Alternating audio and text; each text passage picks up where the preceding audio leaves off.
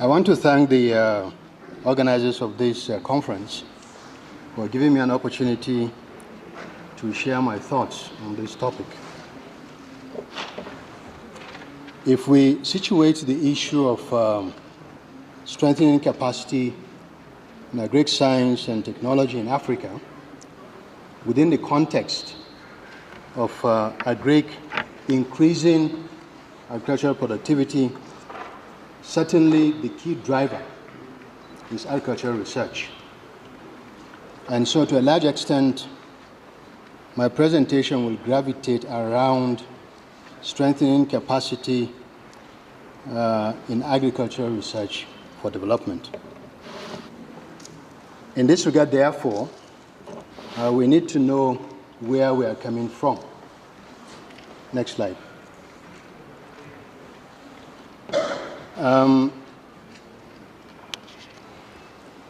Between yesterday and today, I think a lot of speakers have touched on the challenges of agricultural research and development in Africa.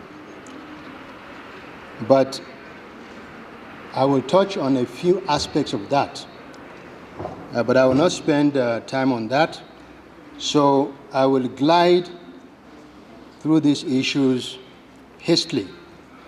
In other words, items 1 and 4, I will not spend much time on them.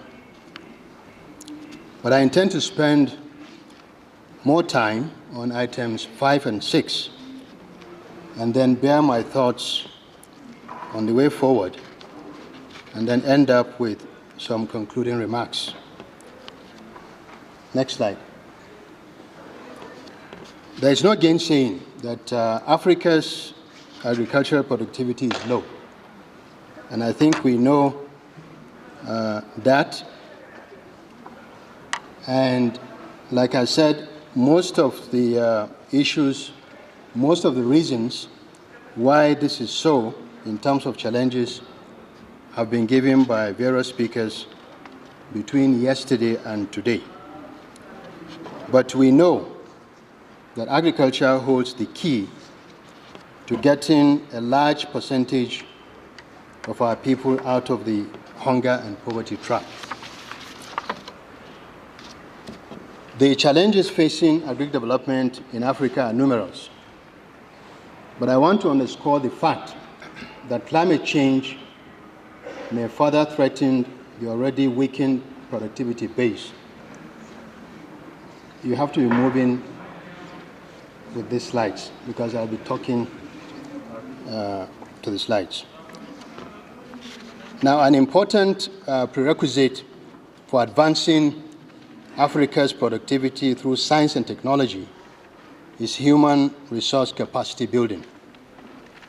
In this regard, partnerships with developed countries has contributed significantly, though the capacity is still very low.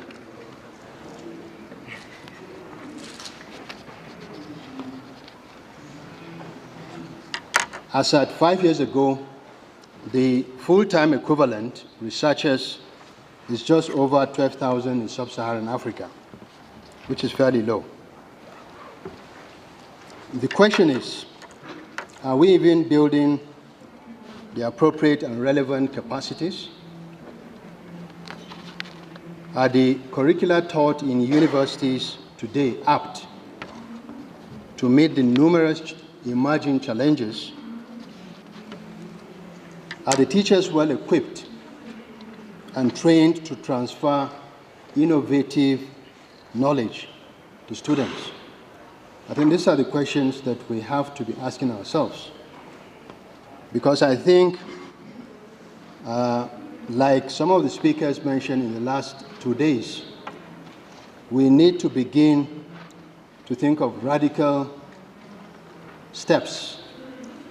We need to think of doing things differently. Today we are faced with crucial emerging challenges. Can you move with the slides?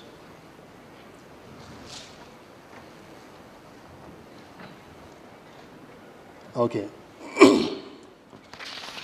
We are faced with crucial emerging challenges, particularly of climate change. Let me talk a little bit about the current arrangements for promoting agricultural growth. FARA is responsible for implementing Pillar 4 of CAADP. And what I have on the slide is just the pathway for the Sub-Saharan, the impact pathway for Sub-Saharan Africa Challenge Program. But before this,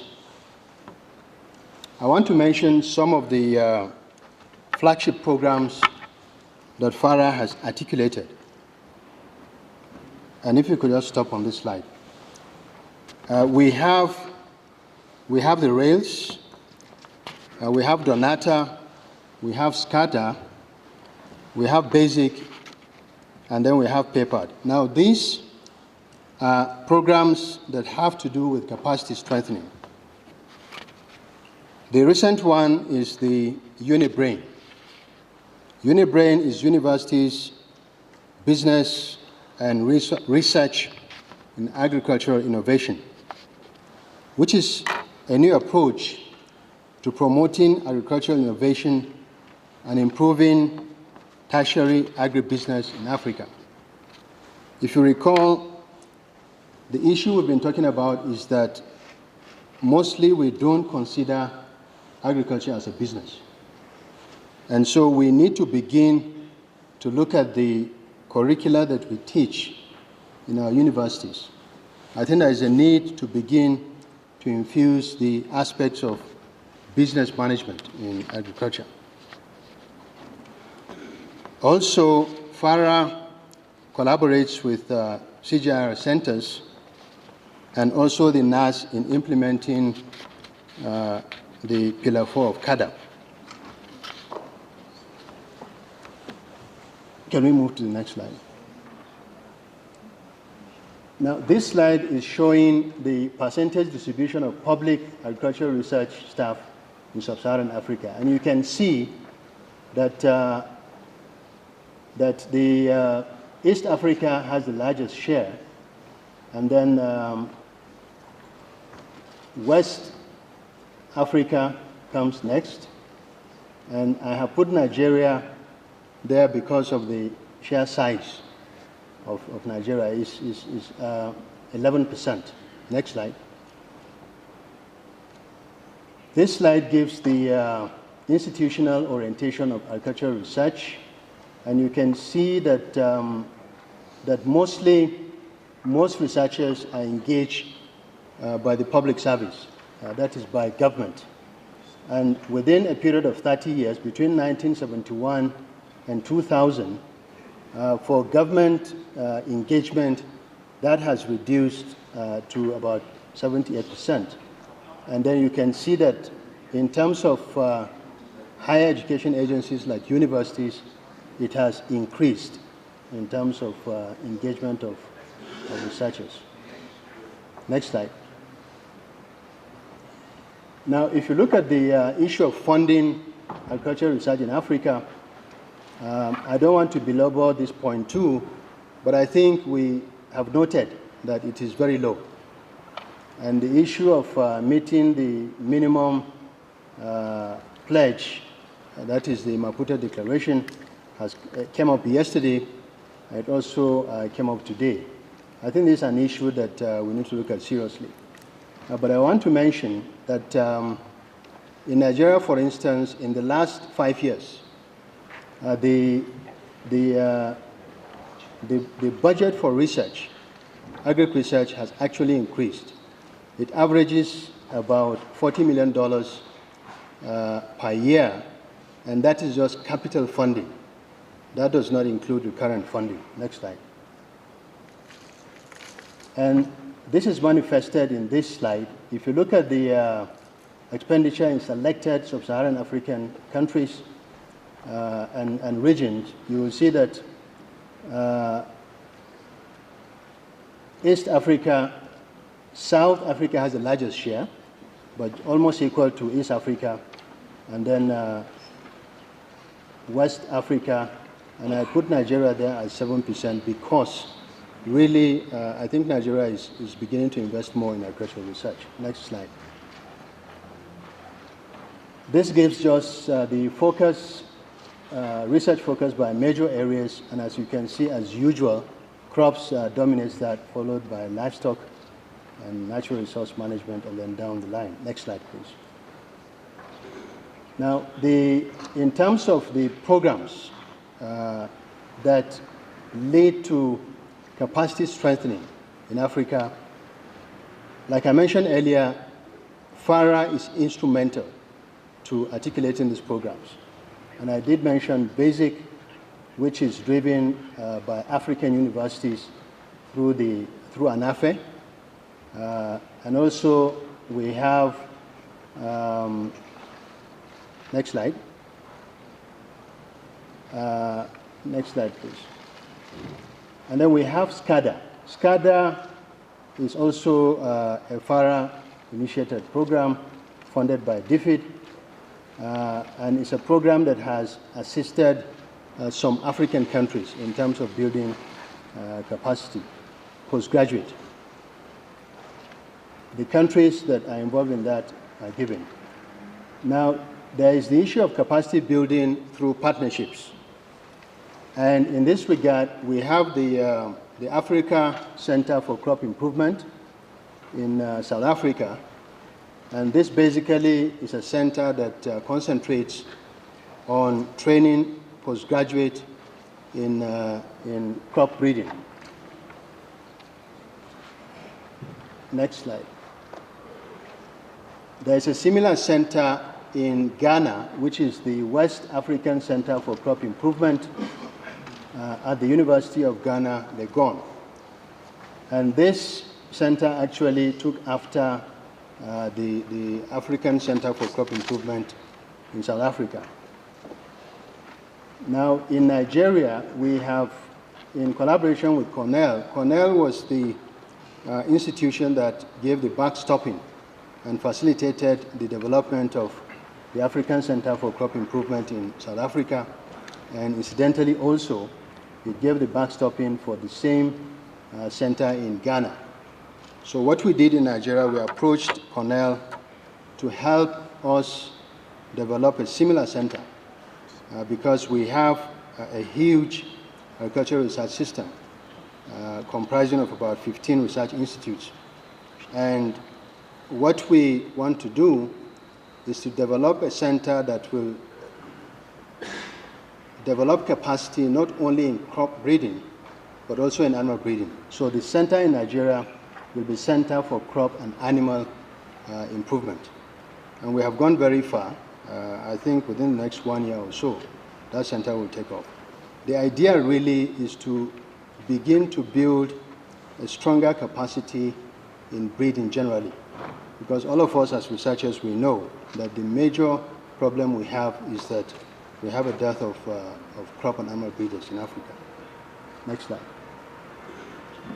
We also have RUFORUM. RUFORUM is the Regional Universities Forum for Capacity Building in Agriculture. And it's a consortium of 29 universities in East, Central, and Southern Africa, established in 2004. The mandate of RUFORUM is to oversee graduate training and networks of specialization in COMESA countries. And the specific critical areas RUFORUM concentrates on is given in the slide. Next slide, please. It's really looking at substantial farmer involvement in research, innovation as a key to development, and there are 3 approaches that they're using: the regional MSc, MPhil, and PhD programs, and short targeted courses. And also RUFORUM promotes women education as a deliberate policy, which is really very important. And RUFORUM also has linkages and conducts joint activities with several institutions within the CGIAR, African Union, and so on. There was a workshop held in July 2011, and it included 30 participants These were drawn from the CGIAR, FARA, and other actors of CAADP. And the objective of that workshop really was to explore how African countries' regional agriculture and food security investment plans can be advanced. To advance CAADP can inform and guide the CGIAR, African countries and regional agricultural research programs, and identify opportunities to leverage existing relationships to better align around a science agenda for African agriculture. At that meeting, there were key outcomes, and I've given the short-term outcome and then the long-term outcome. Then we have to look at the issue of gender mainstreaming in African agricultural research and higher education. And what I have here particularly is mainly on the CGIAR-driven award program. And I'm sure Dorothy, in her presentation, will give you highlights of this program. But basically, we know that women constitute more than 50% of the agri workforce in Africa. And so certainly there is no way we can do without giving emphasis to the role of women in agricultural research and development. Next.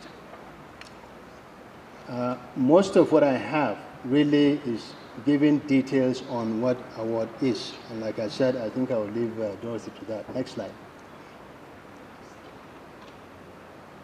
Next slide. Now, what is the way forward? We need to create needed capacity to address new challenges. And like I said, we have to reflect back on what is happening now in terms of the curricula for teaching in universities and even in secondary schools. We have to engage tertiary agricultural education networks to be able to achieve the goals that we want to achieve. And then, of course, we have to engage universities because they are the ones that train the researchers for us. We also have to look at the issue of deployment of current technologies, and I'm talking about the issue of ICT. And then, of course, we need to increase funding for agri-research and technology development.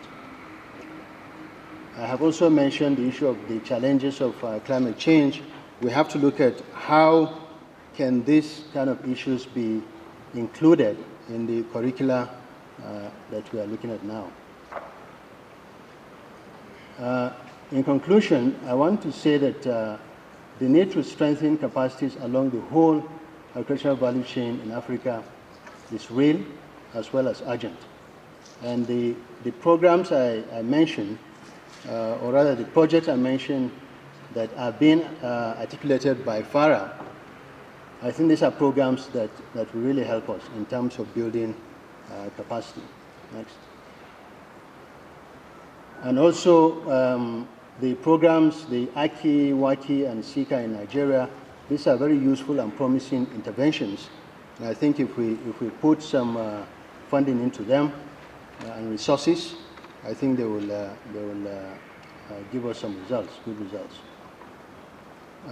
We need to follow up on the recent workshop hosted by the Irish Aid in terms of developing an agenda for Africa.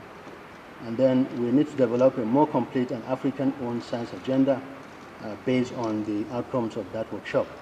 And of course, in doing this, we have to lobby African Union to be able to lead stakeholders to endorse this initiative.